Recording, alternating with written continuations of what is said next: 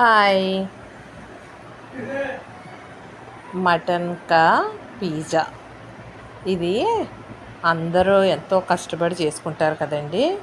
కానీ కాదండి, మన ఇంట్లో ఉన్న పదార్థాలతోనే చాలా ఈజీగా ఒరిజినల్ పిజ్జా లాగే ఉంది, అలాగే ఉంటుంది టేస్ట్ కూడా.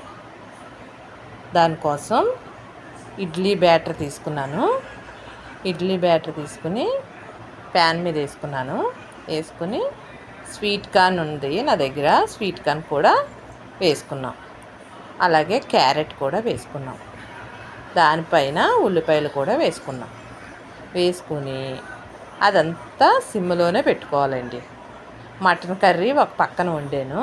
ఆ కర్రీ పేస్ట్ అంతా ఈ ప్యాన్ మీద వేసుకుని అలాగే ముక్కలు కూడా వేసుకున్నాం. ఎందుకంటే మెత్తని ముక్కలు వేసుకుంటాం వల్ల పిజ్జాకి అక్కడక్కడ తగులుతూ ఉంటాయి, టేస్ట్గా ఉంటుంది. అంతేకాకుండా దాన్ని సిమ్లోనే చేసుకోవాలి. ఈ ప్రొసీజర్ అంతా సిమ్లో పెట్టుకుని చేసుకోవాలి. చేసుకున్నాక దాని మీద మూతేసి బాగా మగ్గబెట్టాలన్నమాట. ఆయిల్ కూడా చాలా తక్కువ వేసుకోవాలండి. ఎందుకంటే ఇది అసలు ఆయిలే వేయకూడదు, జస్ట్ లైట్గా వేసుకోవాలి. వేసుకుని చూడండి, దాన్ని అలా తిప్పాలన్నమాట. చూడండి ఎంత బాగా వచ్చిందంటే, అలా తిప్పడం ఎక్కడ విరగకుండా, అంటే కింద ఎంత బాగా కాలితేనో అంత బాగా వస్తుంది. అంతే అండి. అలా తిప్పుకుని మళ్ళీ మూత పెట్టుకుని ఈ ప్రొసీజర్ అంతా సిమ్లోనే పెట్టుకోవాలి. మనం హైలో పెట్టి గబగబా ఉడకబెట్టేసి అదంతా మాడిపోయేలా చేసి అది కరెక్ట్ కాదండి. ఏదన్నా ఇదే పిజ్జా అనుకున్నాం కనుక పిజ్జా లాగా హీట్ మీదే మగ్గాలి. అంతేనండి.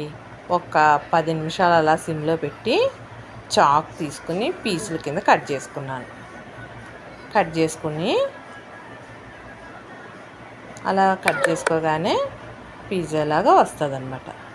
ఇది తీసుకుని మనం సర్వింగ్ చేసుకుంటాం. చూడండి ఎంత కలర్ఫుల్గా ఉందో, అలాగే టేస్ట్ కూడా సూపర్ వచ్చిందండి. మీరు కూడా నా మాట విని ఒక్కసారి ట్రై చేయండి. ఇది అంతా ఫుల్ వీడియో చూడండి.